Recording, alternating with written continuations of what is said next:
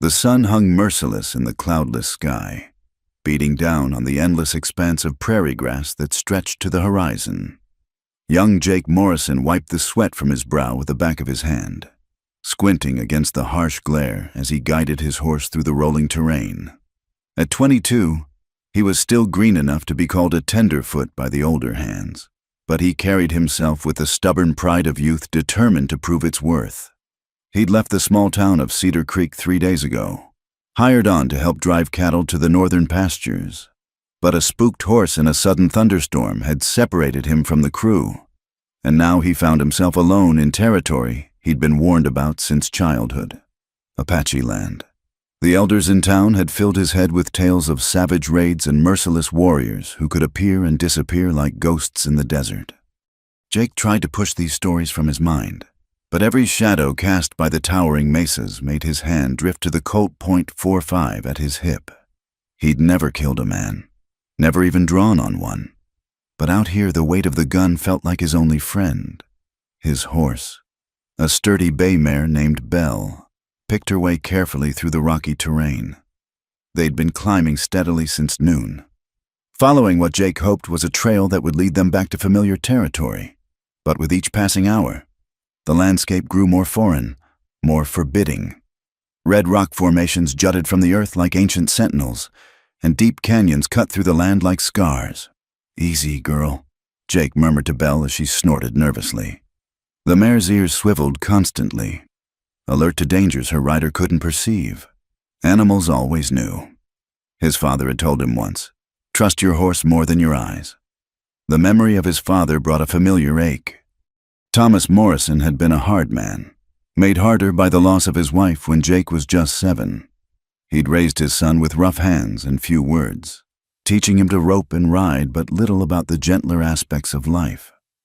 Jake had left home partly to escape that suffocating silence, partly to find his own way in the world. Now, lost in hostile territory, he wished he'd paid more attention to the old man's lessons about reading the land. The afternoon wore on, and Jake's water was running low. He'd rationed it carefully, but the desert heat sucked moisture from a man faster than he could replace it. His lips were cracked, his throat parched. Belle needed water too. Her sides were dark with sweat, and her breathing had grown labored.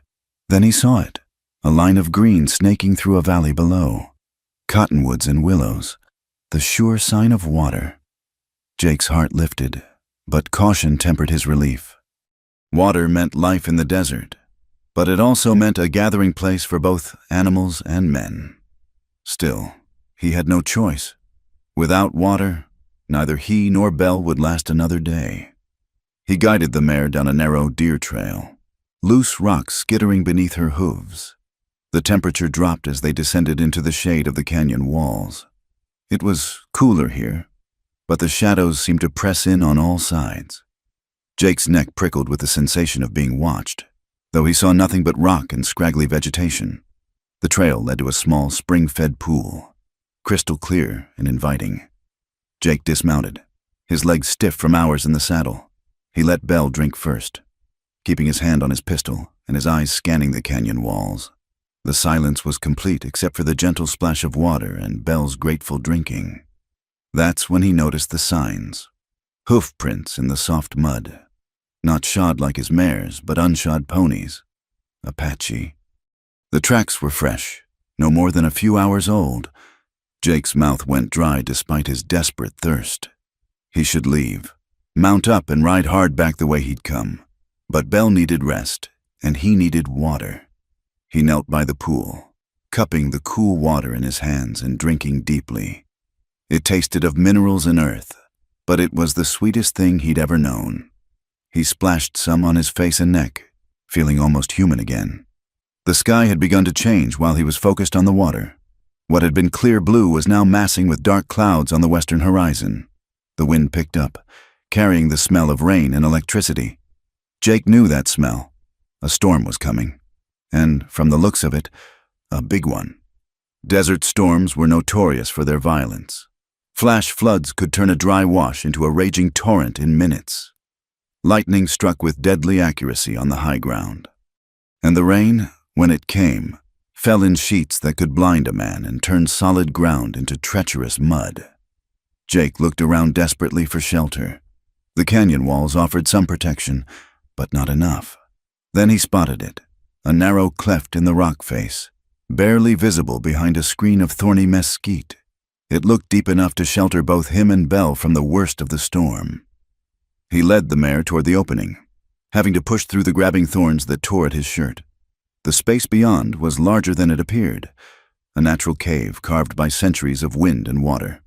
It was dim inside, but dry, with a sandy floor that showed no signs of flooding.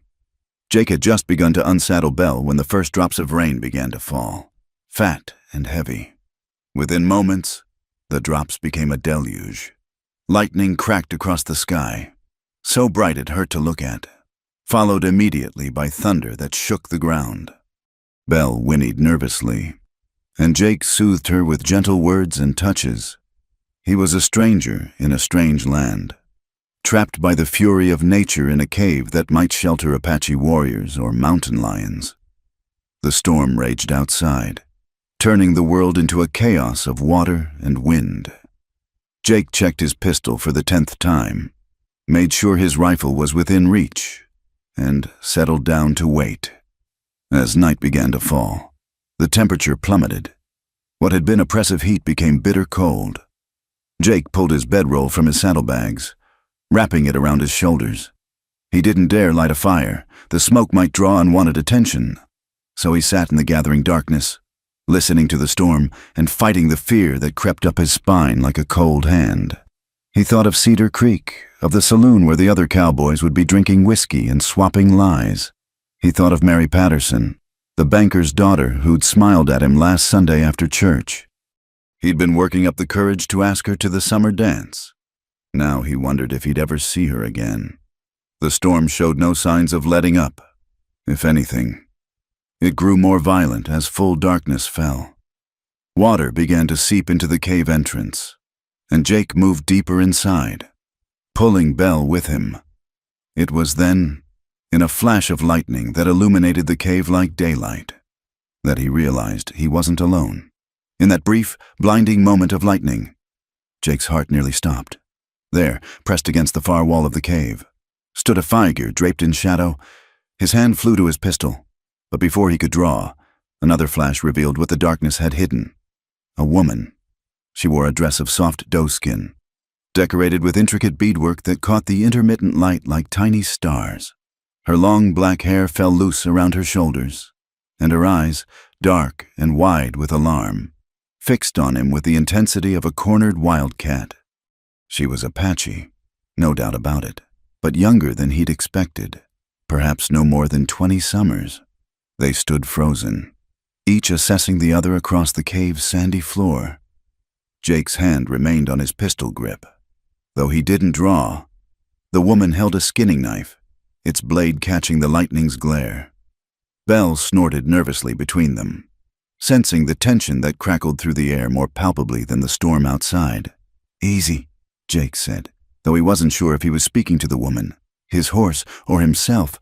His voice sounded strange in the confined space, competing with the rain's roar. The woman's grip on her knife tightened, but she didn't advance. When she spoke, her English was accented but clear. "You leave. This my place." Jake swallowed hard. Outside, the storm had become a monster. Sheets of rain so thick he could no longer see the canyon wall opposite the cave entrance. "Can't do that. Miss, storm's too bad." "I'll stay on my side. You stay on yours." Her laugh was bitter, without humor. "White man's promise. Worth nothing." The contempt in her voice stung more than Jake expected. He slowly removed his hand from his pistol, holding both palms up in what he hoped was a peaceful gesture. "I ain't looking for trouble. Just shelter from the storm, same as you." She studied him for a long moment, and he could see her weighing her options. The cave was large enough for both of them, but trust was another matter. Finally, she lowered her knife slightly, though she kept it ready. "You stay there. Come close. I cut you." Jake nodded, moving to the opposite side of the cave with Belle. He could feel the woman's eyes on him as he settled his horse. checking her hooves and rubbing her down with a piece of burlap from his saddlebags. The familiar routine calmed his nerves somewhat. "What's your name?" he asked, not looking at her directly. Silence stretched between them before she answered. "Sarah, my white name's Sarah." It seemed wrong somehow, that American name on her lips. "And your real name?" This time the pause was longer. "Ayana, means eternal blossom." The bitterness crept back into her voice. Stupid name for stupid girl who believed lies. Jake risked a glance at her. In the sporadic lightning, he could see she was beautiful, with high cheekbones and a proud bearing despite her evident distress. But there was something broken in her eyes, a hurt that went deeper than fear of a stranger. "I'm Jake Morrison," he offered, "from Cedar Creek." "I know Cedar Creek," she said, and there was something dark in the knowing. "Your people there kill my cousin, say he steal horse. He never steal nothing." Jake felt the familiar weight of guilt that came with being part of a world that dealt so harshly with her people. He'd heard the story. A young Apache hanged last spring. The evidence had been thin, but the town's mind was made up before the trial began. "I'm sorry," he said, and meant it. "Sorry." She repeated the word like it was foreign. White men always sorry after. She shifted position, and he noticed she favored her left side, moving stiffly. "You hurt?"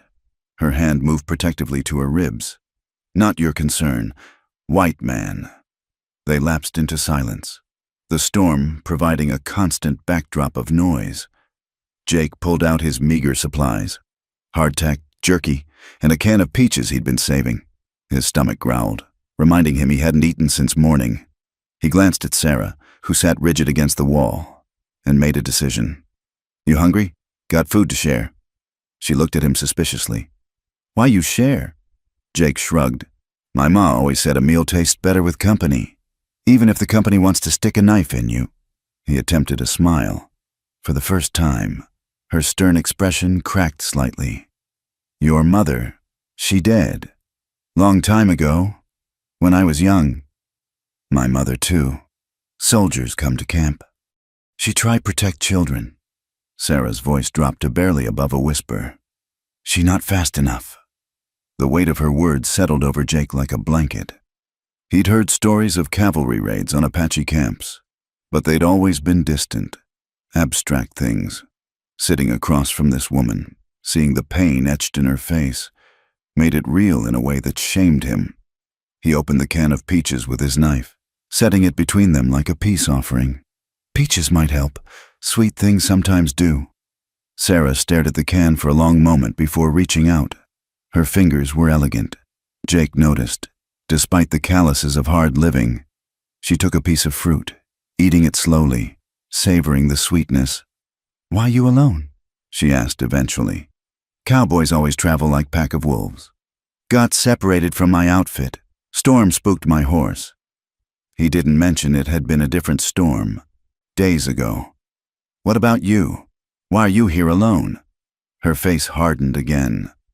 "Not alone by choice. Am wife. Was wife." She corrected herself, and the distinction seemed to pain her. Jake waited, sensing there was more to the story. The storm continued its assault outside, and water was now flowing steadily past the cave entrance, turning the canyon floor into a river. "My father, he make agreement with Yellow Horse clan. I marry their son, make peace between families. But his family." She paused, choosing her words carefully. "They not want Apache woman who speak white man's words, who learn from mission school, say I'm corrupted, say I bring bad spirits. So they cast you out? Worse, they leave me for dead after." She didn't finish, her hand moving again to her ribs. "I am nothing now. Not Apache, not white, just ghost walking between worlds." Jake felt a surge of anger on her behalf. Among his people, marriage was supposed to be sacred, protective. That ain't right. A man should protect his wife, not, "You know nothing. Jake Morrison." She cut him off sharply. "Your people make rules. Break them when convenient. My people same. Everyone same." The bitterness in her voice could have curdled milk. He wanted to argue. to say he was different. But what proof did he have? He was just another white man in her territory, carrying guns and assumptions in equal measure. Maybe you're right, he admitted. But I know what it's like to not fit anywhere. Too young for the old-timers to take serious. Too poor for the town folks to respect. Always trying to prove I'm man enough, tough enough, good enough. He gave a rueful laugh. Ain't worked so far. Sarah studied him with those dark eyes, seeming to really see him for the first time. You just boy playing at being man? The words should have stung, but there was no real malice in them. Just observation. Yeah, probably, but we all got to grow up sometime. Growing up means learning world is cruel. Learning trust kills you faster than bullet. She pulled her knees to her chest, making herself smaller. Jake noticed she was shivering. The desert night had turned cold, and her dress, while beautiful, offered little protection. Without thinking, he pulled his bedroll free and held it out to her. You'll catch your death. She looked at the blanket like it might be a trap. What do you want for it? Nothing, just, it's cold. She hesitated so long, Jake's arm began to ache from holding it out. Finally, she snatched it from him, wrapping it around her shoulders with practiced efficiency. This changes nothing. Still cut you if you come close. Understood. Jake leaned back against the cave wall, trying to get comfortable on the sandy floor. Belle had settled, dozing despite the storm. He envied the horse's ability to find peace in chaos. The lightning was less frequent now, but the rain continued its relentless assault. Somewhere in the darkness, a coyote howled, answered by another, then another, until the night was filled with their eerie chorus. They sing for the rain, Sarah said softly. Thank the spirits for bringing life to desert. Always sounded lonely to me. Jake admitted, everything lonely. Jake Morrison, but coyote. He accepted, not fight what is. She pulled the blanket tighter. White men never accept. Always try change everything. Jake thought about that, about the relentless push westward. The town springing up where there had been only earth and sky. His own part in it, small as it was. Maybe that's our curse. Never satisfied with what we got. Not curse, choice. Sarah's voice was growing drowsy despite her wariness. Always choice. The storm began to quiet as the night wore on, though rain still fell steadily outside the cave. Jake had dozed fitfully, jerking awake each time Belle shifted or the wind howled particularly loud.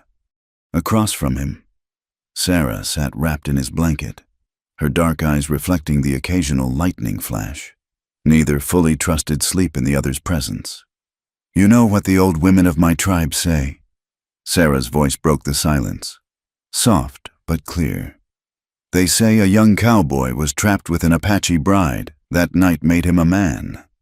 She laughed, but it was a sound without joy. They tell this to frighten girls before wedding night, or maybe to frighten boys.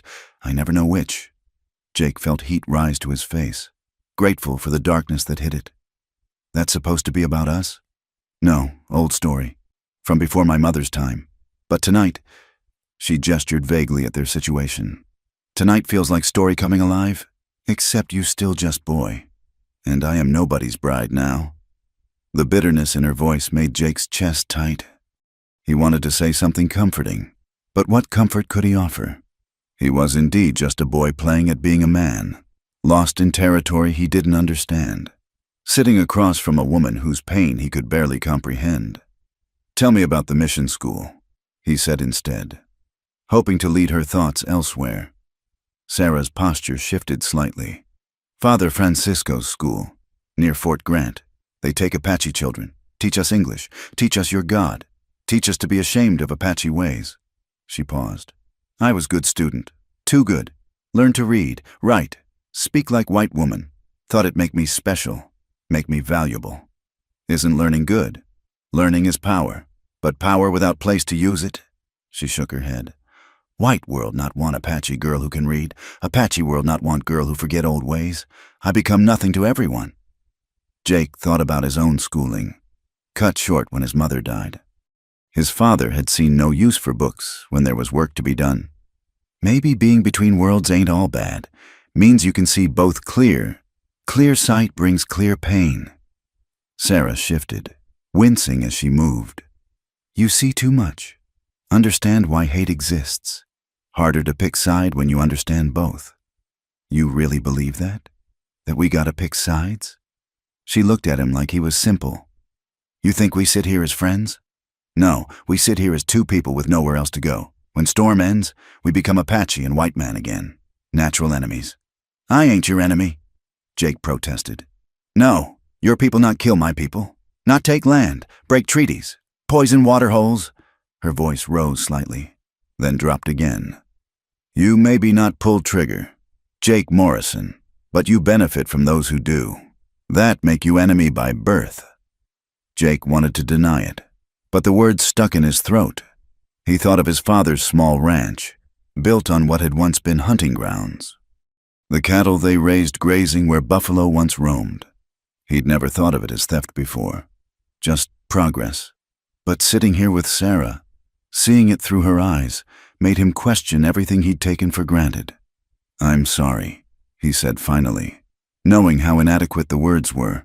Always sorry, she murmured, echoing her earlier words. Then, surprisingly, her tone softened. But you first white man to say it like you mean it. They sat in silence for a while, listening to the rain. Jake's stomach growled again, and he pulled out the jerky, offering some to Sarah. This time she took it without hesitation, chewing slowly. Why were you really out here alone? She asked. Truth this time. Jake was surprised she'd sensed his earlier evasion. Got in a fight with one of the older hands. He said I was too soft, too green, said I'd never make it as a real cowboy. He laughed self-consciously. Guess I wanted to prove him wrong. Thought if I could bring the strays in by myself, show I didn't need help. Pride, Sarah said simply. Makes fools of everyone. What about you? There's more to your story than a bad marriage. Sarah was quiet for so long, Jake thought she wouldn't answer. When she finally spoke, her voice was barely above a whisper. Yellow Horse's son. He wants son, strong Apache son. But I give him daughter, small, weak daughter who die before moon is full. He say I cursed, that mission school poisoned my womb. His mother agree. She trailed off, hand moving to her ribs again. They hurt you? It wasn't a question. They try to fix me, old way, with fists and curses and... She shuddered. When that not work, they take me to desert. Say spirits will judge. If I worthy, I survive. If not... She shrugged. Jake felt rage building in his chest. Among his people, whatever their faults, a man who struck a woman was considered the lowest kind of coward. That ain't right. That ain't any kind of right. Right, wrong white man's words. Apache have different words. Duty, honor, shame. She looked at him directly. You know shame, Jake Morrison? He thought about it, about all the times he'd felt less than others. Yeah, I know shame. Then you understand. Shame worse than death. Death ends. Shame follows like shadow. Jake moved without thinking, sliding across the cave floor until he was sitting closer to her, though still at what he hoped was a respectful distance. Sarah tensed, hand moving to her knife. I ain't gonna hurt you, he said softly. Just, nobody should carry that alone. She stared at him for a long moment, then slowly relaxed her grip on the knife. You strange white man. Jake Morrison. My ma used to say I was too soft-hearted for my own good. He smiled at the memory, said it would get me in trouble one day. Your mother was wise woman. Sarah pulled the blanket tighter around herself. Soft hearts break easy in hard world. Maybe, but they also feel more, see more. He gestured vaguely. Like right now, another man might just see an enemy. I see a woman who's been hurt bad and is still fighting. Fighting for what? I have no people, no place, no purpose. The despair in her voice was heartbreaking. You're still here, still breathing. That's something. Sarah made a sound that might have been a laugh or a sob. Apache are hard to kill, even broken ones. The rain was finally beginning to slacken. Jake noticed. The constant roar had diminished to a steady patter. Soon the storm would pass, and they'd have to face whatever came next. "What will you do when the storm ends?" he asked. "Walk. Until I can't walk more." She said it matter-of-factly, like discussing the weather. "That's no kind of plan. What else is there? Cannot go back to Yellow Horse Clan, cannot go to White Town. Other Apache bands will not take woman with shame, so I walk." Jake's mind raced. There had to be another option. Something besides wandering until death claimed her. "There's settlements to the south, Mexican towns where Apache woman is worth less than horse, where men think woman alone is invitation." She shook her head. "You young, Jake Morrison, you not understand how world treats woman with no protection." He fell silent, recognizing the truth in her words. He'd seen how even white women were treated when they lacked male protection, the assumptions made, the liberties taken. For an Apache woman, it would be infinitely worse. "You could," he started, then stopped, the idea seeming too forward, too presumptuous. "Could what?" There was a sharpness to her voice, a challenge. "Travel with me, just until we reach somewhere safe. 2 people are safer than 1 out here." Sarah looked at him like he'd suggested they fly to the moon. "Travel with white man? You know what your people say about Apache woman who goes with white man?" "I know what they say doesn't matter if it keeps you alive." Easy words from someone who never been called those names. But something in her expression had shifted. A tiny crack in her armor of despair. Jake pressed on, surprising himself with his urgency. "I ain't saying it would be easy, but it's better than walking until you can't walk anymore. And maybe we could find somewhere neither of us has to be what others expect. No such place exists. Maybe not, but wouldn't it be worth looking?" Sarah studied him in the dim light, and Jake could almost see her thoughts churning. Trust had nearly killed her once already, but the alternative was a slow death in the desert, alone and forgotten. "You just boy," she said finally. "What makes you think you can protect anyone?" Jake thought about it seriously. She was right. He was young, inexperienced, out of his depth. But something had changed in him during this long night. Some understanding that hadn't been there before. "Maybe being a man ain't about being the toughest or the strongest," he said slowly. "Maybe it's about standing by someone when the whole world says you shouldn't." Sarah's eyes glistened in the darkness, though whether with tears or trick of light, Jake couldn't tell. Pretty words, Jake Morrison. But sun will rise, and pretty words fade in daylight. Then I guess we'll see what kind of man I am come morning. The rain had stopped entirely now, leaving only the sound of dripping water and the distant rush of runoff through the canyon. Somewhere outside, an owl called, receiving an answer from its mate. The night was ending. Jake realized. Soon they'd have to leave this strange sanctuary and face the world beyond. "Rest," Sarah said unexpectedly. "I keep watch. I don't need—" "Rest," she repeated more firmly. "Long walk tomorrow, whatever direction we choose." The way she said "we" made Jake's heart lift slightly. It wasn't agreement, not yet, but it wasn't rejection either. He settled back against the cave wall, exhaustion finally overtaking wariness. "Sarah?" he said as sleep began to claim him.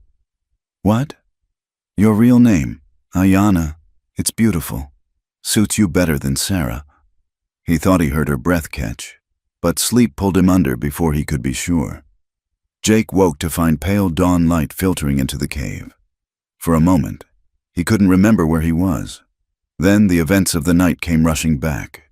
He sat up quickly, heart racing, to find Ayana still there, sitting exactly where he'd left her, his blanket wrapped around her shoulders. She was watching the cave entrance with the stillness of someone who'd kept vigil all night. "You didn't sleep," he said, his voice rough with sleep. "Apache women learn to go without sleep when danger is near." She turned to look at him, and in the growing light he could see the exhaustion etched on her face, along with something else, bruises along her jawline, fading to yellow and green. The sight made his stomach turn. He'd suspected, but seeing the evidence of violence made it real. "How long ago?" he asked quietly. She knew what he meant. 7 days, maybe 8. Hard to remember when each day is about not dying. Jake stood, stretching muscles stiff from sleeping on stone. Belle nickered softly, eager for breakfast and water. Outside, the world had been transformed by the storm. The dusty canyon floor was now a muddy stream. Though already beginning to recede, the air smelled clean and sharp, filled with the scent of wet sage and creosote. "We should move," Ayanna said. "Water brings all creatures, some with 2 legs." Jake knew she was right.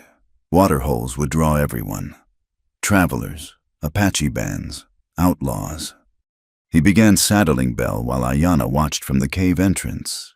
His blanket still around her shoulders, making her look smaller, more vulnerable than she had in the darkness.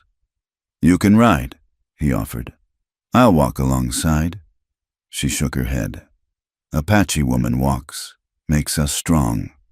You're hurt and exhausted. Strength ain't always about suffering." She gave him that look again, like he was a child speaking of adult matters. But there was less edge to it now. "Your horse not like Apache rider anyway." As if to prove her wrong, Belle stretched her neck toward Ayanna, nostrils flaring as she took in the woman's scent. Ayanna stood perfectly still, then slowly extended her hand. Belle lipped at her palm gently. "Traitor," Jake muttered to his horse, but he was secretly pleased. Belle had always been a good judge of character. They left the cave as the sun climbed higher, turning the wet rocks to gold. Jake led Belle while Ayanna walked beside them, moving with a grace that belied her injuries. She'd returned his blanket, folded with military precision, but he'd insisted she keep it.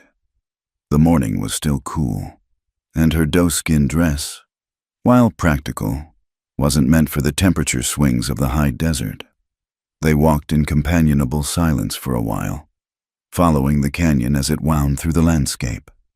Jake found himself stealing glances at Ayanna, noting how she moved through the terrain like water, leaving barely a trace while he stumbled over rocks and scraped against thorns.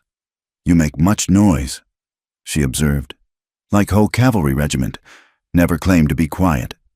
Jake replied, then yelped as a particularly vicious thorn caught his arm. For the first time, he saw her almost smile, just a slight upturn at the corner of her mouth. But it transformed her face. "Come, I show you." She moved closer, demonstrating how to place his feet, how to move with the landscape rather than through it. Her hands were gentle as she adjusted his posture, but Jake was acutely aware of her nearness, the way sunlight caught in her hair. "Better," she said, stepping back. "Still loud, but better." They continued on, and Jake tried to implement what she'd shown him. He was clumsy at first, but gradually began to find a rhythm. The sun climbed higher, and the desert began to steam as moisture evaporated. Soon it would be hot again. The storm nothing but a memory and rapidly drying mud. "Why you really want to help me?" Ayanna asked suddenly. "Truth now, not pretty words from last night." Jake considered his answer carefully. "Maybe because I know what it's like to not belong. Maybe because leaving you to die would make me no better than the men who hurt you. Or maybe..." He paused, searching for honesty. "Maybe because you're the first person in a long time to see me as I really am, not what I'm pretending to be." "I see, frightened boy trying to be brave," she said simply. "That about sums it up." He laughed self-consciously. "Not very impressive, is it? Fear is not shame. Fear keeps us alive. Is acting despite fear that makes strength." She touched her ribs gingerly. "I was frightened when they beat me, still frightened now, but still walking." They stopped at midday to rest in the shade of a large boulder. Jake shared his remaining food while Ayanna showed him which plants were safe to eat, pointing out the small details that distinguished food from poison. She moved carefully. He noticed, protecting her injured side. "Let me look," he said finally. "My ma taught me some healing before she died."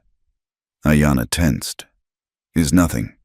Is something, or you wouldn't keep favoring it. I got some laudanum in my saddlebags." and no. The word was sharp, final. No white man's medicine makes mind cloudy, spirit weak. Then at least let me see if anything's broken. Can't help you if you collapse on me. She studied him for a long moment, then slowly lifted the side of her dress just enough to reveal the bruising along her ribs. Jake sucked in a breath. The entire left side of her torso was a mottled canvas of purple, black, and yellow. Jesus, he whispered. Your God had nothing to do with this, she said, lowering her dress. Jake's hands clenched into fists. I ever meet this Yellow Horse clan? You do nothing. This not your fight, not your shame to avenge. She looked at him seriously. Promise me, Jake Morrison, you meet Yellow Horse people, you walk away. Promise. I can't just promise. Her voice was iron. Or I leave now. Take my chances alone. Jake could see she meant it. All right, I promise. But it ain't right. Many things not right. We still must live with them. She stood, ready to continue despite the obvious pain movement caused her. As the afternoon wore on, the landscape began to change. The high canyon country gave way to lower elevations, with more vegetation and signs of human passage. They found a well-traveled trail that Jake recognized as leading toward the mining settlements to the south. This is dangerous, Ayanna said. Too open, too many eyes. She was right. Out here, they were visible for miles. A white man and an Apache woman traveling together. Even from a distance, it would raise questions. Up close, it could mean violence. There's an old line shack about 5 miles ahead. Jake said, used it once when I was riding with the Bar J outfit. Might be empty, might not, but there's water there. And walls. Ayanna considered this. And if not empty, then we deal with what we find. He tried to sound more confident than he felt. They approached the line shack cautiously as the sun began its descent toward the horizon. It was a simple structure of adobe and rough timber, built to shelter cowboys working the far ranges. Smoke rising from the chimney told them it was occupied. Wait here, Jake said, but Ayanna shook her head. We go together or not at all. He wanted to argue, to protect her from whatever reaction their appearance might provoke, but the set of her jaw told him it would be useless.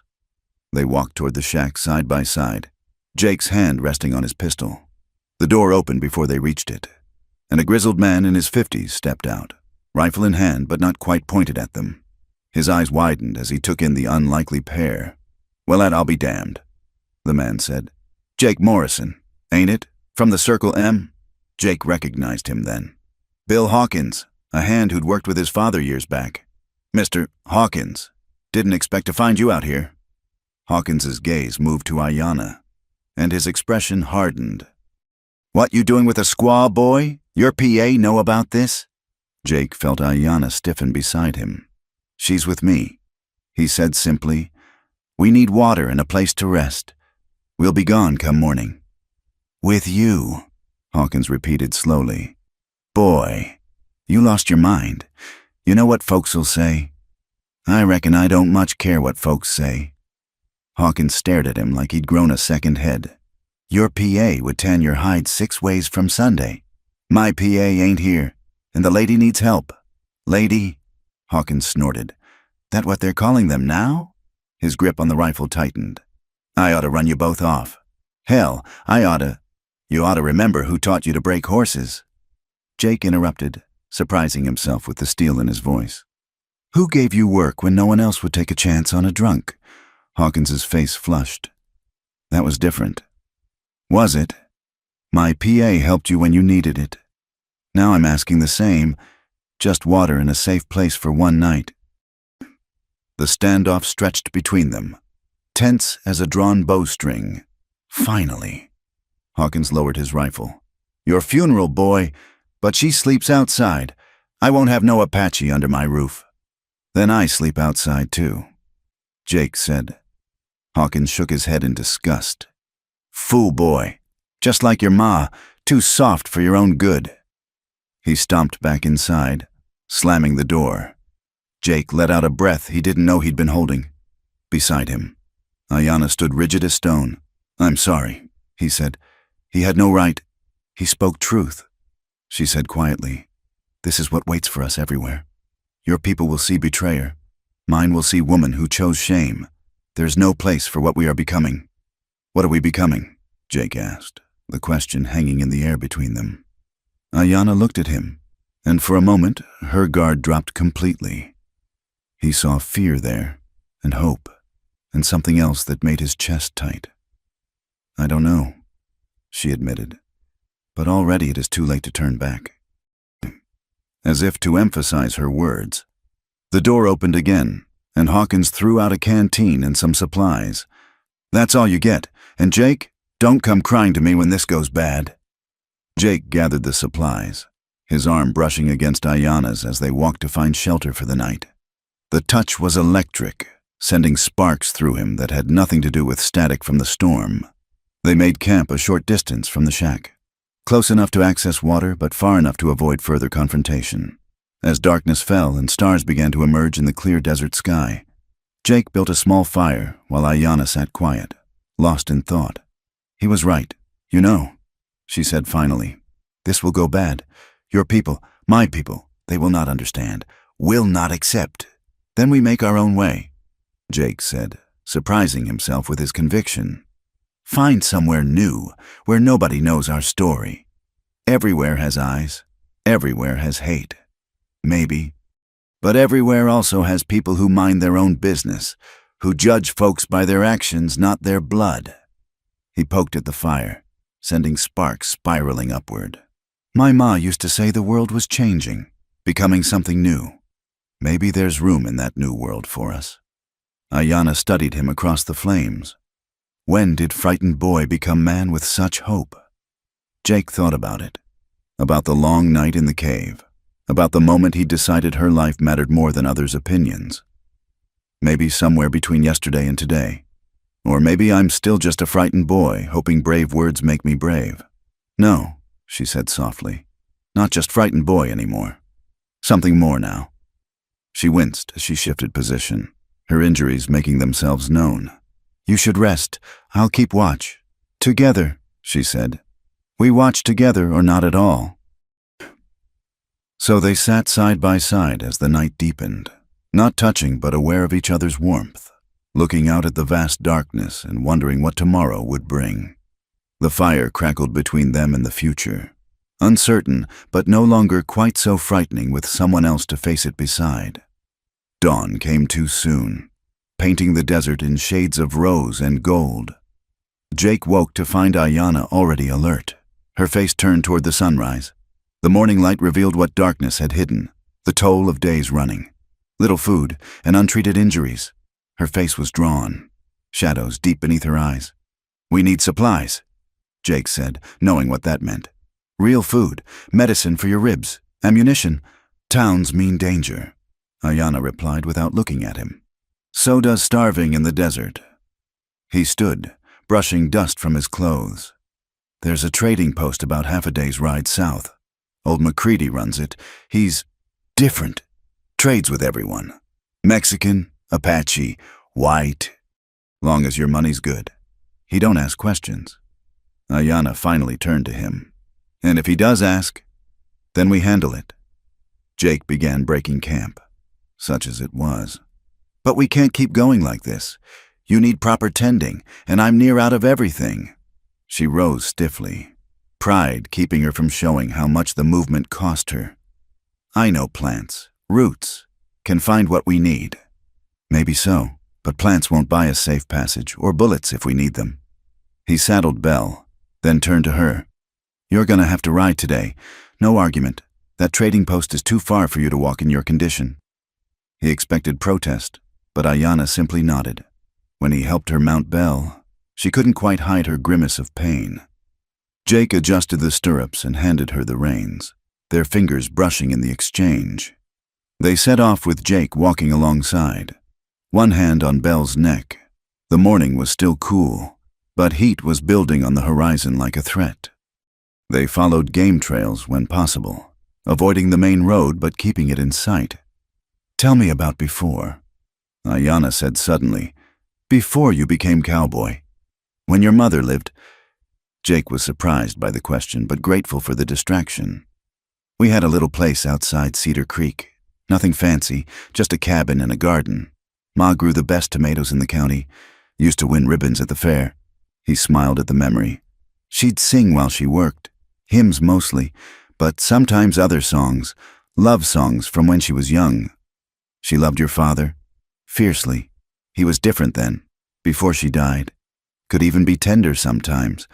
I remember catching them dancing in the kitchen once. No music but what was in their heads. The memory was bittersweet. When she got sick, it was like watching him turn to stone. Each day she got weaker, he got harder. By the time she passed, I hardly recognized him. Ayanna was quiet for a moment. Grief makes people strange. My grandmother say it like skinwalker. Takes shape of person you love, but is something else inside.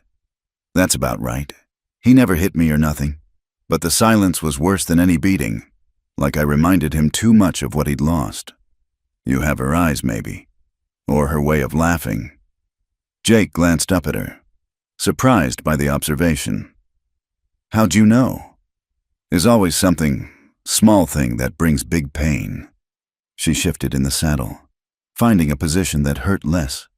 Yellow Horse's mother, she hate me because I have same way of tilting head as her sister. Sister who marry Mexican trader, brings shame to family. They walked in companionable silence for a while, the desert waking around them. A roadrunner darted across their path, chasing some invisible prey. Hawks circled high above, riding thermals already rising from the heated earth. By midday, they could see the trading post, a squat adobe structure with corrals attached, looking more like a fort than a store. Smoke rose from the chimney despite the heat, and Jake could see horses in the corral. His stomach tightened. We don't have to do this, Ayanna said, reading his hesitation. Yes, we do. He helped her dismount in a cluster of mesquite that offered concealment. Wait here. Let me go in first. See who's about. And if trouble... Jake checked his pistol, ensuring it sat loose in the holster. Then you take Belle and ride. Don't look back. I not leave you. Ayanna? No. Her voice was firm. Together or not at all. You say this to me. Now I say to you. He wanted to argue, but recognized the futility. At least stay with Belle until I signal it's safe. She nodded reluctantly. Jake squared his shoulders and walked toward the trading post, every nerve on edge. The door was heavy wood reinforced with iron, designed to withstand attack. He pushed it open, hinges creaking. Inside was dim and cooler, packed with goods from floor to ceiling. The smell hit him. Leather, spices, gun oil, and something cooking that made his mouth water. Behind the counter stood McCready himself, a bear of a man with graying red hair and arms like tree trunks. Well now, McCready's voice rumbled like distant thunder. Jake Morrison, heard you got yourself lost in Apache country. News travels fast. Faster when there's a reward involved. McCready's eyes glinted with amusement at Jake's alarm. Relax, boy. $50 ain't worth the trouble of hauling you back to Cedar Creek, though your pa's mighty upset, from what I hear. He usually is. Jake glanced around the store, noting two Mexicans playing cards in the corner and a rough-looking American cleaning a rifle by the window. I need supplies. Food, medicine, ammunition. Medicine? McCready's eyebrows rose. You hurt, boy? Not me, my companion. Companion. McCready drew out the word.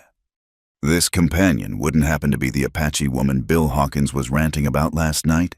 Jake's hand drifted to his gun. Hawkins was here. Left at first light, heading back to Cedar Creek with quite a tale.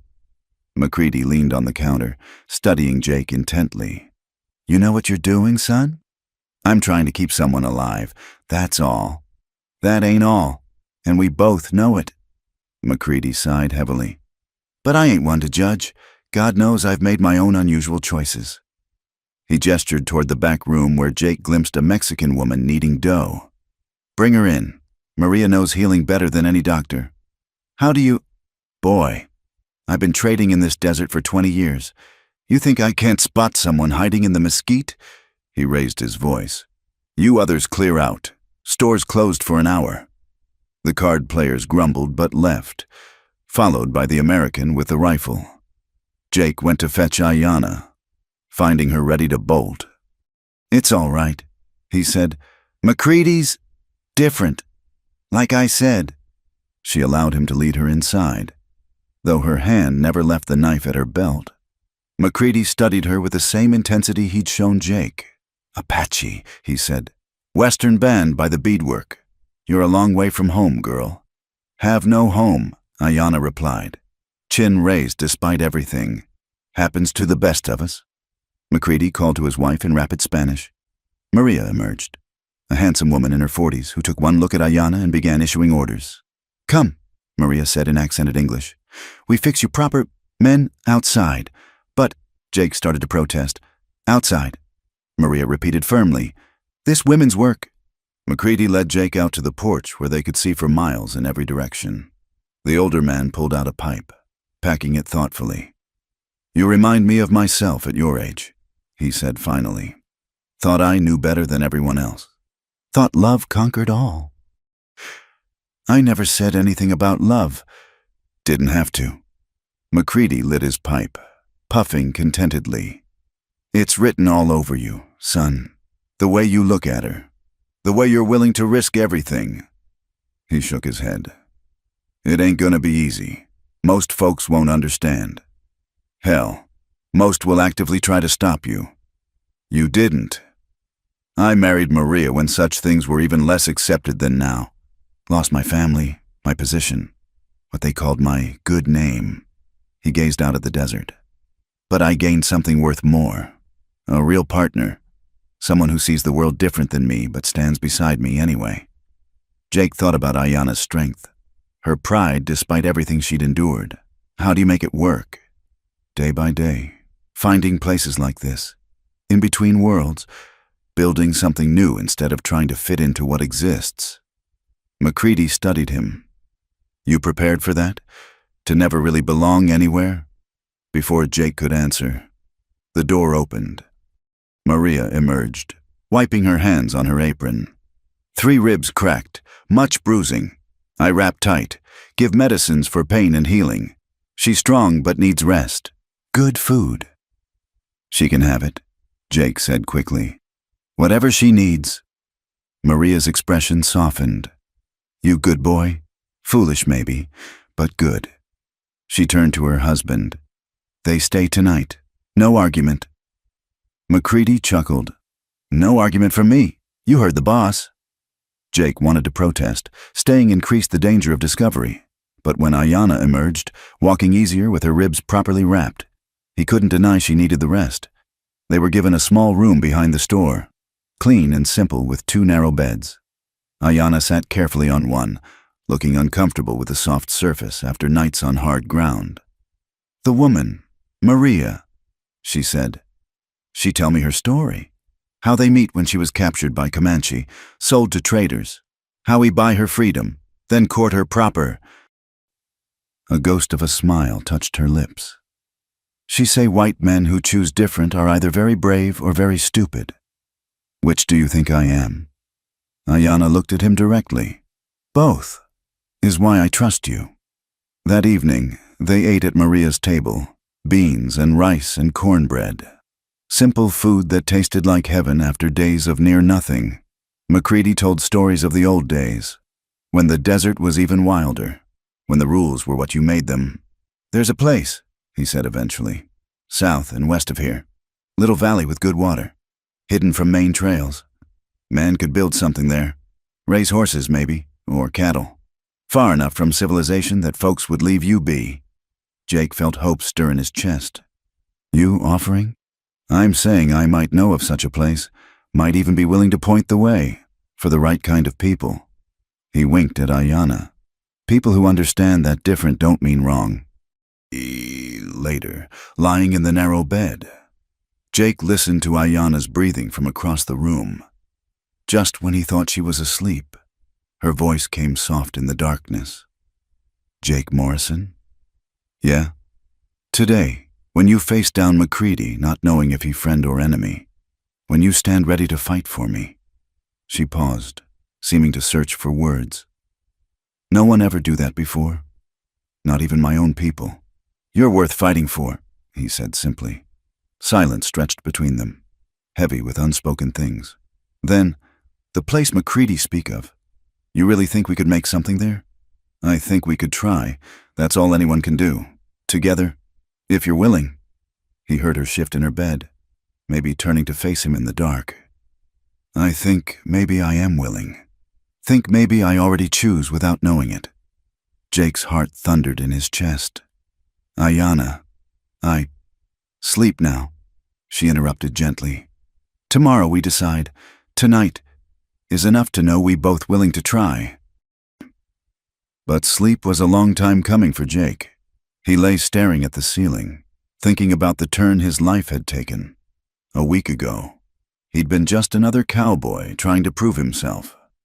Now he was planning a future with an Apache woman, ready to leave everything he'd known behind. Somewhere in the darkness, a coyote howled, answered by its pack. But tonight, the sound didn't seem lonely. Tonight, it sounded like freedom. The peace of morning shattered with the thunder of hoofbeats.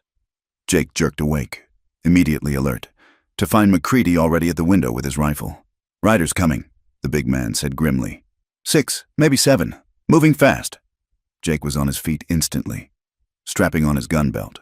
Across the room, Ayanna was already up, moving with the fluid grace of someone accustomed to danger. Despite her injuries, she held her knife ready. Who? Jake asked, joining MacCready at the window. Can't tell yet, but... MacCready squinted, then cursed. That's Bill Hawkins in the lead. Looks like he's brought friends. Jake's stomach dropped. Through the window, he could see the dust cloud approaching, riders pushing their horses hard. As they drew closer, he recognized some faces from Cedar Creek men who'd drink with his father, who'd known him since he was a boy. They're after the bounty, MacCready said. Probably figure bringing you back along with an Apache woman will make them heroes. I won't let them take her, Jake said, checking his Colt. Boy, you're outnumbered 7-1. 8-3, Maria corrected from behind them, holding a shotgun with practiced ease. They want trouble in my house. They get trouble. Ayanna moved beside Jake, close enough he could feel her tension. This my fault. I should go. Lead them away. No. Jake's voice was firm. We face this together. The riders pulled up outside in a cloud of dust. Hawkins dismounted first, his weathered face set in hard lines. The others followed. Jake recognized Tom Bradley, Samuel Mills, even young Pete Morrison, his own distant cousin. Morrison, Hawkins called out. We know you're in there. Come on out, boy. Your PA sent us to bring you home. MacCready opened the door but kept his rifle visible. This is a trading post. Hawkins, not a courthouse. Man's free to trade here without harassment. Step aside, MacCready. This ain't your concern. Hawkins's eyes were cold. Boy's gone savage, taken up with a squaw. His PA wants him back before he shames the family name permanent. Seems to me the boy's old enough to make his own choices, MacCready replied calmly. Not when those choices involve betraying his own kind. This from Tom Bradley, whose brother had been killed in an Apache raid years back. Bad enough he's betting one of them, but word is he's planning to run off with her. Can't allow that. Jake pushed past MacCready onto the porch, Ayanna close behind despite his gesture for her to stay inside. The mounted men shifted nervously at her appearance, hands drifting to weapons. I'm not going back, Jake said clearly. Tell my PA I'm sorry for disappointing him, but I've made my choice. Choice? Hawkins spat in the dust. You call throwing away your life for a piece of Apache trash a choice? The words hit Jake like physical blows, but it was Ayanna who stepped forward, head high despite the hostile stares. I am Ayanna of the Western Apache, she said in clear English. Daughter of warriors, granddaughter of chiefs. I am not trash. You're whatever we say you are. Bradley snarled, but Jake noticed even he seemed taken aback by her dignity. Pete Morrison, barely 18 himself, shifted uncomfortably in his saddle. Jake, cousin, think about what you're doing. Your pa's offering to forgive everything if you just come home. Leave the woman. Pretend this never happened. Can't do that. Pete. Jake kept his voice steady, though his heart raced. Man can't pretend away what matters most. She matters most? Hawkins laughed bitterly. Boy, you've lost your mind. She's Apache. Her people killed your neighbors, would kill you without blinking. And our people killed hers. Jake shot back. Where does it end? Hawkins, when do we stop painting each other with the same bloody brush? It ends when they're all dead or on reservations where they belong. Samuel Mills spoke for the first time, his voice flat and final. The tension ratcheted higher. Jake could feel violence building like storm pressure. His hand hovered near his gun, though he knew drawing would mean death. 7 against 3-4 counting Ayanna weren't good odds. Then Ayanna did something unexpected. She stepped fully into the open, away from any cover, and began to speak in Apache. Her voice carried across the space, melodic and strong. The men shifted nervously, not understanding but sensing power in her words. What's she doing? Hawkins demanded. What's she saying? Ayanna switched back to English, her voice carrying clearly. I speak death song, Apache tradition when facing enemies with honor. I tell spirits that I die without shame, that I choose my own path, even to end. She looked directly at each man. I tell them your names, so they know who sends me to other side, so they wait for you there. Pete Morrison went white. Even hardened men like Bradley looked uncomfortable. Apache death curses were legendary, and hearing one spoken with such calm certainty chilled them. She's trying to spook you, Hawkins said, but his voice lacked conviction. No, Ayanna continued.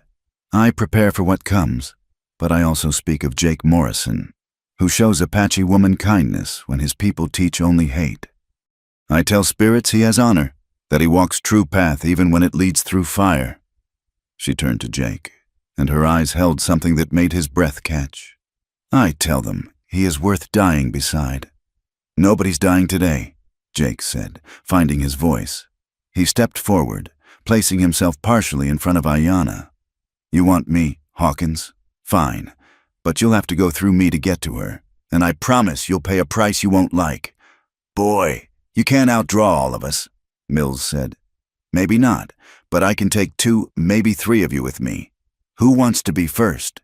Jake's hand rested on his gun butt. Who wants to explain to their family why they died trying to drag a woman to her death? The silence stretched taut. Then McCready spoke from the doorway. Course, that's assuming you get past me and Maria first. We've held off Comanche war parties from this post. You boys don't look near as tough.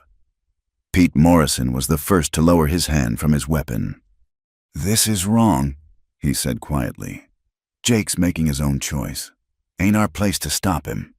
Pete! Hawkins turned on the young man furiously. No, I'm done. Pete looked at Jake. Your pa's gonna be furious. Cousin, might never speak to you again. I know, Jake said simply. Pete nodded slowly. For what it's worth, she's beautiful and brave. He turned to Ayanna. Ma'am. He actually touched his hat brim before turning his horse away. Pete, you yellow bastard, Hawkins shouted. But the young man kept riding. The odds had shifted. 6-4 was still bad, but doubt had crept into the remaining men's faces. Bradley kept glancing at Ayanna, who stood straight despite her injuries, ready to die but not to yield. This how you want to be remembered, Tom? Jake asked Bradley directly. As the man who gunned down an unarmed woman because of her blood? Bradley's jaw worked. His brother's death had poisoned him against all Apache, but faced with this specific woman, this specific moment, certainty wavered. She ain't unarmed. She's got that knife. Against 6 guns. Jake let scorn color his voice. That make you feel brave, Tom? That even things up for you? Enough talk, Mills said, hand moving toward his gun.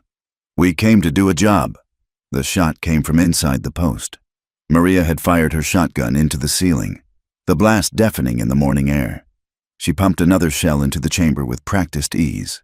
Next one goes lower, she announced calmly. You want to die for $50? Because that's what happens next. You draw those guns. We fill you with lead. Maybe you get some of us, but I promise you bleed for it."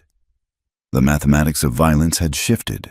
The riders could probably win, but at a cost none wanted to pay. Not for a bounty. Not for a principle that seemed less clear when faced with real blood. Hawkins held for another long moment, then slowly relaxed his gun hand. "This ain't over, Morrison. Your pa's gonna want answers. The whole town's gonna want answers." "Then tell them I found something worth more than their approval," Jake replied. One by one, the riders turned away. Bradley was last, staring at Ayanna with something that might have been respect mixed with his hate. Then he too wheeled his horse and followed the others. Jake stood watching until the dust settled, until he was sure they weren't circling back. Only then did his knees threaten to buckle. Ayanna's hand on his arm steadied him. "You would have died for me," she said softly. "We would have died together." He corrected. McCready cleared his throat. "Well, that was exciting. But they'll be back, boy. With more men, maybe with badges. You can't stay here." "The valley," Jake said. "The place you mentioned. I'll draw you a map, but you need to leave today. Now, really." McCready looked between them. "You sure about this? Last chance to change your mind." Jake looked at Ayanna, saw his own determination reflected in her dark eyes. "We're sure." Maria pressed a packet into Ayanna's hands. Medicines and herbs. "For healing. For later. When babies come." She ignored Ayanna's startled look. "Is always later." Within an hour they were ready.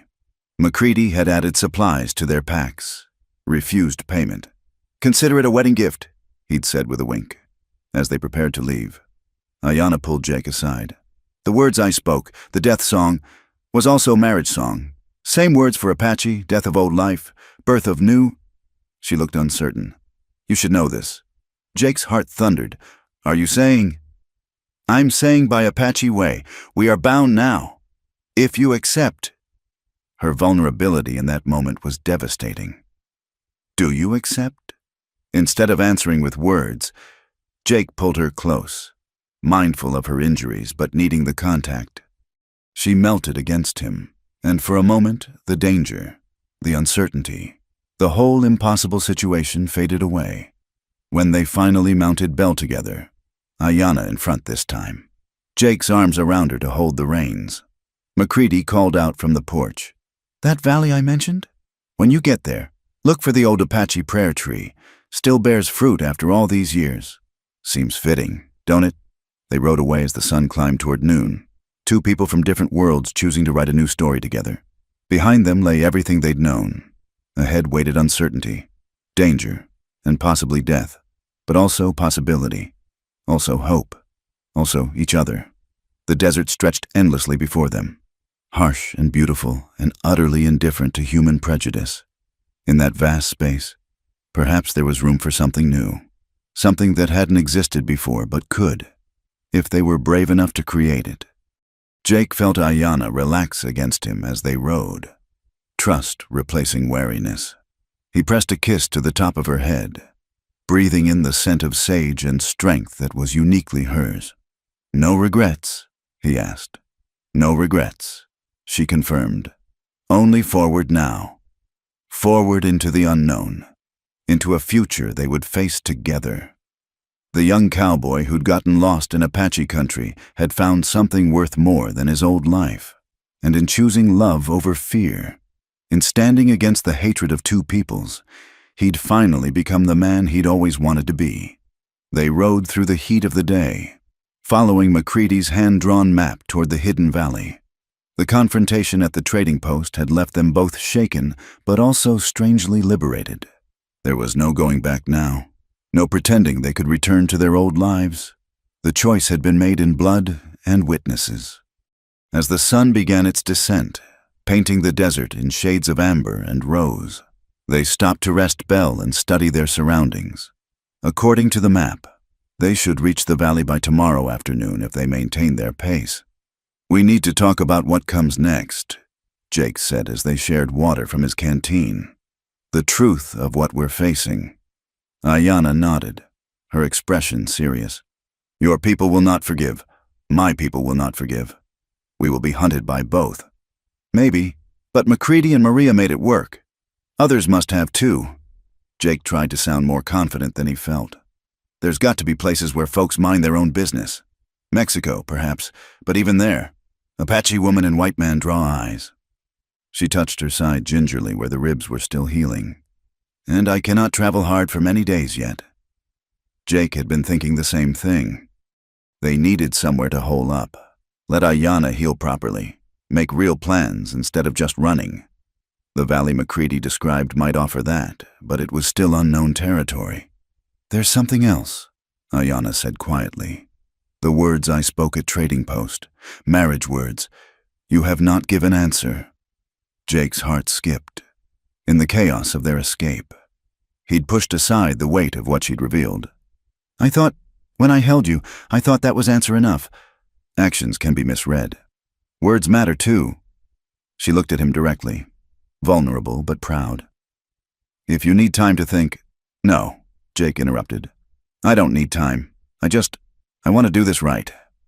He dismounted and helped her down from Belle, then took both her hands in his. The desert stretched around them, witness to what came next. Ayana, I don't know Apache customs for this. I don't have a ring or a preacher or any of the things my people say you need. But I know that when those men came for us, my first thought wasn't about saving myself. It was about protecting you. And I know that somewhere between that cave and now, you became the most important thing in my world. Her hands tightened on his. Pretty words. Jake Morrison.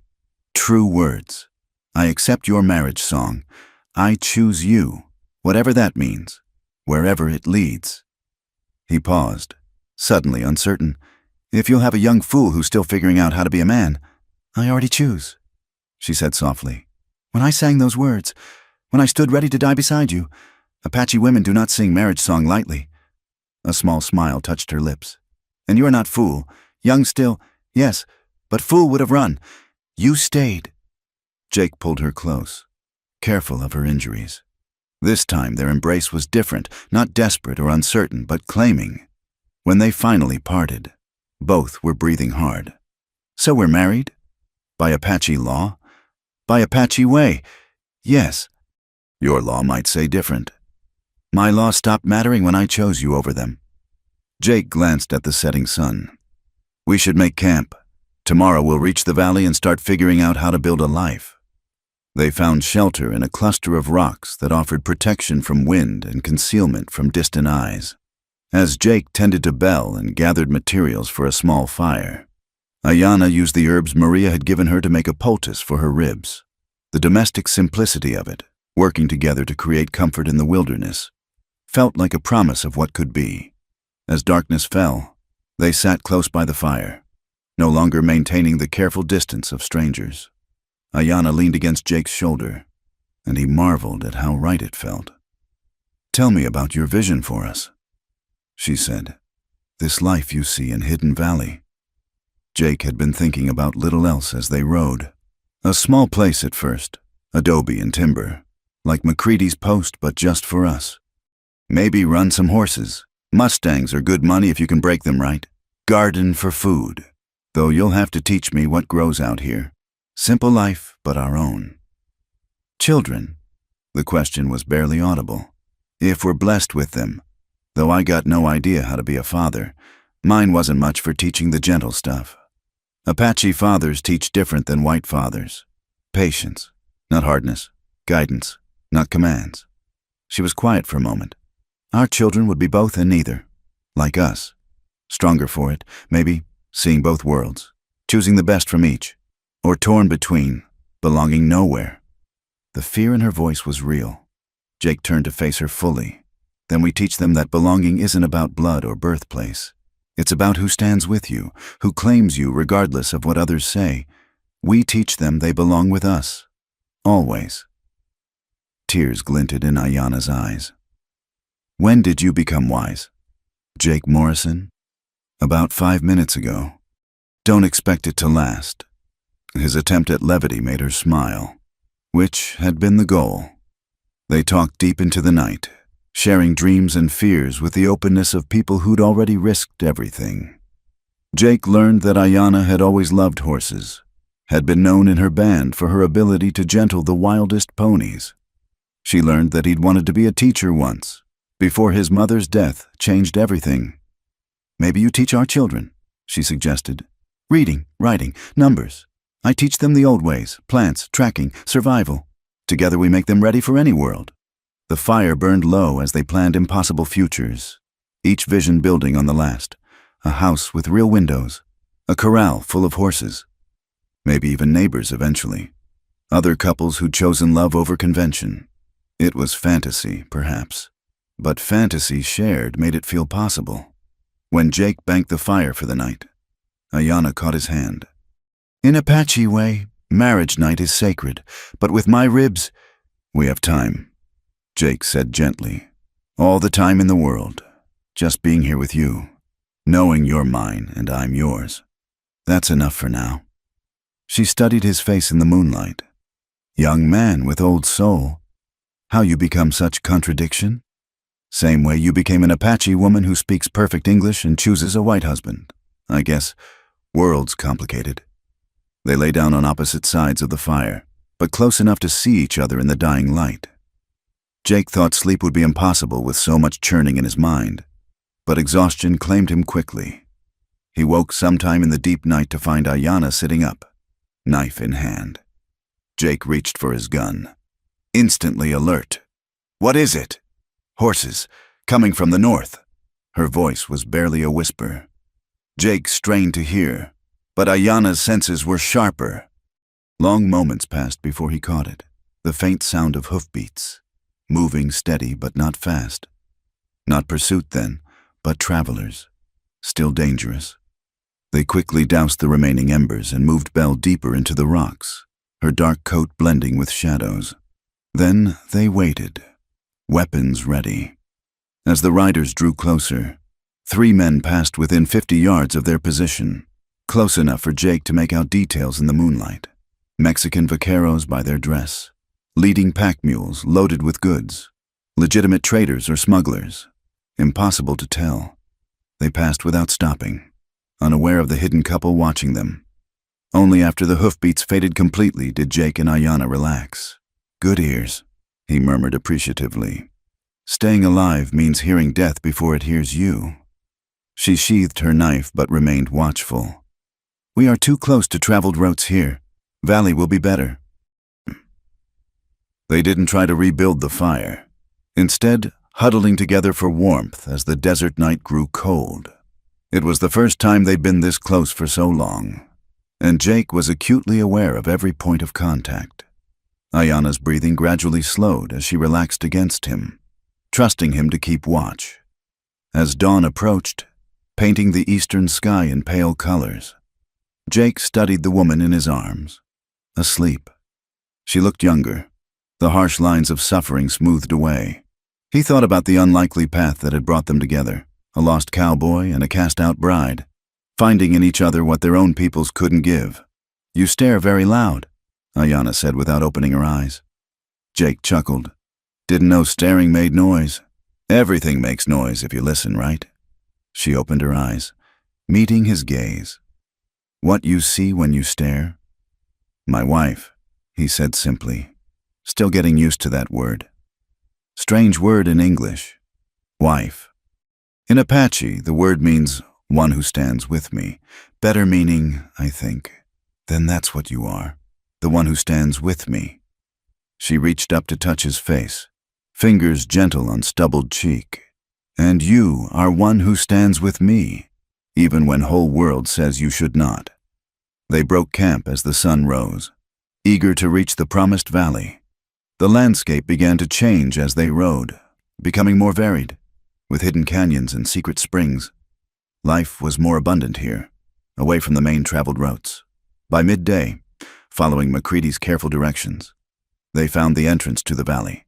It was hidden by a natural fold in the land, invisible until you were almost upon it.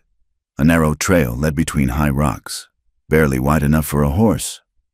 "Good defense," Ayanna observed approvingly. "Hard to find, easy to guard."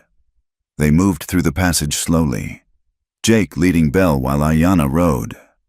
The trail opened suddenly into a hidden paradise, a valley perhaps 2 miles long and half as wide, surrounded by protective cliffs. A stream ran through the center, feeding cottonwoods and willows. Grass grew thick and green, and Jake could see game trails leading to the water. "Look," Ayanna breathed, pointing. There, near the far end of the valley, stood a massive cottonwood, its trunk gnarled with age. From its branches hung strips of faded cloth and beads, prayer offerings left by Apache hands over countless years. The prayer tree. Jake said, McCready was right. They made their way to the ancient tree, both feeling the weight of its presence. This was sacred ground, a place where Ayanna's people had come for generations to leave prayers and seek visions. "Is it wrong for us to be here?" Jake asked, suddenly uncertain. Ayanna dismounted, moving to the tree with reverence. She touched the trunk gently, whispered words in Apache, then turned to him with tears streaming down her face. "My grandmother told stories of this place, where women came to pray for children, for good marriages, for healing. She said the spirits here judge not by blood but by heart." She held out her hand to Jake. "Come, we ask blessing together." Jake took her hand, letting her lead him to the tree, following her whispered instructions. He helped her tie a strip of cloth from her dress to a branch, their hands working together to secure it among the other offerings. "What did we ask for?" he said when they finished.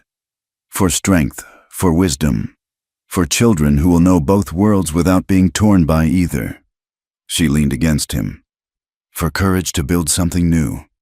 Standing there beneath the prayer tree, in a valley hidden from the world's judgment, Jake felt something shift inside him. The boy who'd ridden out from Cedar Creek was gone. In his place stood a man who'd chosen his path and the woman who would walk it beside him. "So, this is home," he said, looking around the valley with new eyes. "This is beginning," Ayanna corrected. "Home is what we build together." Jake kissed her then, there in the shadow of the prayer tree, sealing promises made and futures imagined. When they parted, both were smiling through tears. "Come," Ayanna said. "Much work before nightfall. Must find shelter, make safe camp. Tomorrow we start building. Tonight," she smiled shyly. "Tonight we truly become one." They set about the practical work of survival, but their hearts were already building more than shelter. They were building a life, a future, a love that transcended the boundaries others had drawn. And in that hidden valley, witnessed by ancient trees and endless sky, it seemed not just possible, but inevitable. The morning sun crept across the valley floor, painting their small camp in golden light.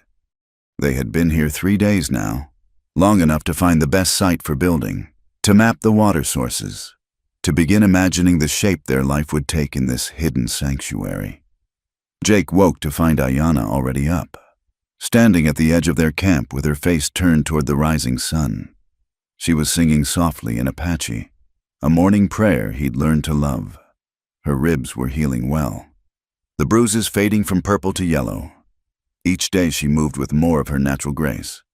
"No sign of riders?" he asked, joining her. "Only deer coming to water, 2 does and fawn." She turned to him, and the morning light caught the warmth in her eyes. "This place has good spirits. Jake, they accept us." Over the past days, they'd worked side by side to establish their camp. Jake had been surprised by Ayanna's knowledge. She could read the land like a book, knowing where to find clay for building, which plants were edible, where game trails crossed. Under her guidance, he was learning to see the desert not as enemy, but as provider. "Today we start the real work," Jake said, looking at the level ground they'd chosen for their home. "Adobe bricks first. McCready said there's good clay by the stream bend." "I know adobe building." Ayanna said, "My mother's people. We build summer houses this way. I teach you." They worked through the morning, mixing clay and straw, forming bricks to dry in the sun. It was hard work, but there was joy in it, in building something together, in watching their dream take physical form. Jake found himself stealing glances at Ayanna as she worked. marveling at how natural this felt despite everything that said it shouldn't. "You smile like fool," she observed, not looking up from the brick mold. "Happy fool," he corrected. "Never thought I'd be building a house with my wife." The words still sent a thrill through both of them. 3 nights ago, beneath the vast desert stars, they had completed their union in the way of both peoples, promises spoken, bodies joined, souls intertwined. Jake would carry the memory forever, Ayanna's face in moonlight, the way she'd whispered his name like a prayer, the feeling of coming home to someone who saw all of him and chose to stay. "House is just beginning," Ayanna said, but she was smiling too. "Wait until I make you dig irrigation ditches for garden." By afternoon, they had rows of adobe bricks drying in the sun. Jake's back ached and his hands were raw, but satisfaction warmed him better than any fire. They sat in the shade of the prayer tree, sharing water and planning. 3 rooms to start," Jake said. "Sketching in the dirt with a stick. Main room for cooking and living, sleeping room, storage room. We can add more when children come." Ayanna finished firmly. "No, if. I dreamed it last night, small girl with your eyes and my stubbornness." "Lord help us," Jake laughed. "That's a dangerous combination." They were still planning when Belle's whinny alerted them. The mare's ears were pricked forward, focused on the valley entrance. Jake was on his feet instantly, hand on his gun. "Stay here," he said, but Ayanna was already beside him, knife ready. A lone rider emerged from the hidden trail, moving slowly with hands visible. As he drew closer, Jake recognized him with shock. Pete Morrison, his cousin who'd ridden away from the confrontation at McCready's. "Jake," Pete called out. "It's just me. I come in peace." Jake stepped into view, gun drawn, but not aimed. "Pete, you alone?" "I am." Pete dismounted at a respectful distance, keeping his hands away from his weapons. "Been riding for 2 days trying to find you. McCready finally told me where you'd gone, said you might need this." He pulled a leather satchel from his saddlebags and tossed it to Jake. Inside was money, more than Jake had ever seen at once. "What is this?" "Your inheritance, from your ma's side. Been sitting in the bank since she died, waiting for you to turn 21. Pete's expression was complicated. "Your PA never told you about it. Figured he'd keep it from spite after you left. So I withdrew it. Told them I had written permission. Bank believed me since we're kin." Jake stared at the money, speechless. It was enough to buy supplies, tools, livestock, everything they needed to build a real life here. "Why?" he finally managed. Pete looked past him to where Ayanna stood proud and watchful. "Because what I saw at McCready's wasn't wrong, just different. Because love shouldn't be a crime. Because—" He paused, seeming to struggle with words. "Because maybe if more folks chose love over hate, my brother might still be alive." It was Ayanna who stepped forward then, moving with quiet dignity. "Your brother, he died in raid. 3 years back. Caught in a fight that started over stolen horses, escalated to killing." Pete met her eyes directly. "I hated all Apache after that. Then I saw you ready to die rather than be separated from Jake, and I realized, you're just people. People who love and grieve same as us. I grieve with you for your brother," Ayanna said formally. "May his spirit find peace." Pete's eyes misted. "Thank you. That means something, coming from you." They invited Pete to stay the night, and he accepted gratefully. Around the campfire, he shared news from the outside world. Jake's father had disowned him publicly, but was drinking more heavily than ever.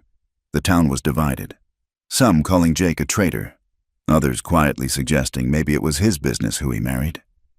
"There's something else," Pete said as the fire burned low. "Army's increasing patrols, looking for renegade Apache. Word is they're planning to force all bands onto reservations within the year. They hear about an Apache woman living free with a white man." He didn't finish the threat. "We know the danger," Jake said quietly, "but we're not going to live in fear. Valley is hidden," Ayanna added, "and we stay alert." Pete left at first light, promising to return in a few months with supplies they couldn't make themselves. "You've got family still," he told Jake at parting.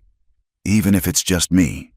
After he'd gone, Jake and Ayanna stood together watching the dust settle. The money Pete had brought changed everything. They could build properly now, create something lasting. "We need to go to a town," Jake said. "Get tools, supplies, window glass if we can find it, seeds for planting. Together, though it won't be easy. People will stare, maybe worse." Ayanna lifted her chin in the gesture he'd come to love. "Let them stare. We face them as what we are, husband and wife building a life."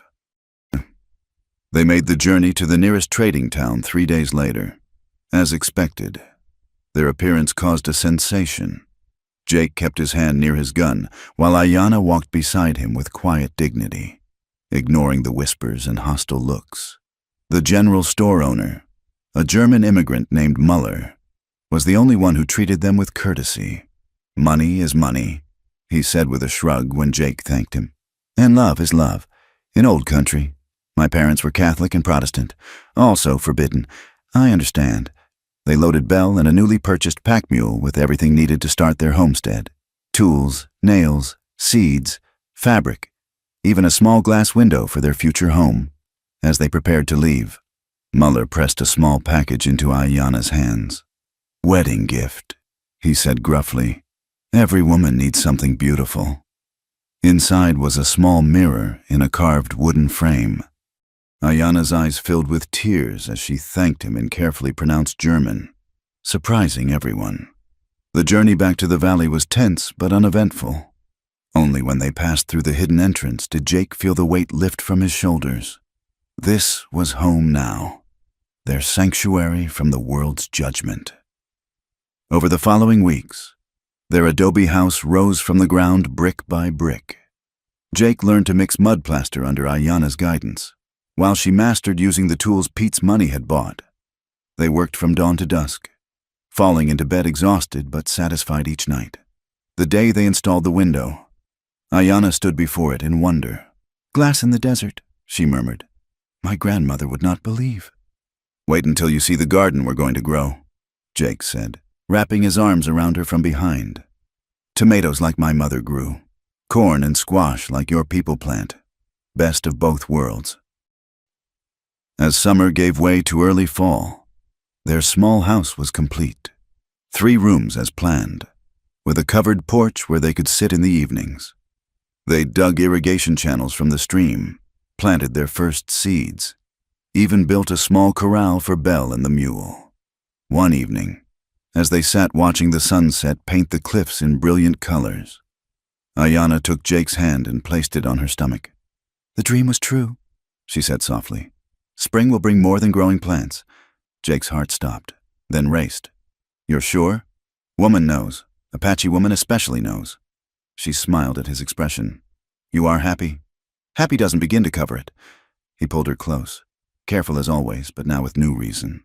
"A baby. Our baby. First of many, if spirits are kind." She leaned into his embrace. Strong children for a new world. Children who will know that love is stronger than hate. As stars emerged in the darkening sky, they sat together on their hand-built porch, planning again. Names were debated, additions to the house discussed, dreams expanded to include a new generation. The prayer tree stood sentinel at the valley's end, its ancient branches holding their cloth offering among dozens of others. Jake thought about the journey that had brought them here. A frightened boy lost in a storm, an Apache woman fleeing abuse and abandonment. Neither could have imagined that night in the cave would lead to this, a home built by their own hands, a love that defied 2 people's expectations, a child growing beneath Ayanna's heart. "No regrets?" he asked, as he had that day at McCready's. "Only one," Ayanna said, and his heart clenched until she continued. "I regret we did not meet sooner. Think of all the days we could have had together already." Jake kissed her temple, breathing in the scent of sage and home. "We have all the days ahead. That's enough. More than enough." In the distance, coyotes began their evening song. But tonight, as every night now, the sound didn't seem lonely. It seemed like celebration. like the desert itself was singing for two people brave enough to choose love over fear, brave enough to build something new in a world that said it couldn't exist. The young cowboy who'd been trapped with an Apache bride had indeed become a man that night. But more than that, he'd become a husband, would soon be a father, and had found the courage to create a life outside the boundaries others had drawn. And in that hidden valley, protected by ancient cliffs and blessed by sacred trees, their love would grow like the gardens they tended, proof that different roots could intertwine to create something beautiful and strong. Thank you so much for joining us on this incredible journey through the Wild West. We hope Jake and Ayana's story touched your heart as much as it touched ours. Where are you listening from today? Drop a comment below and let us know. We love connecting with listeners from around the world. If you enjoyed this tale of love conquering prejudice in the American frontier, please subscribe to our channel From Wild West and share your thoughts about Jake and Ayana's journey. Your comments and stories mean everything to us. Until next time, partners.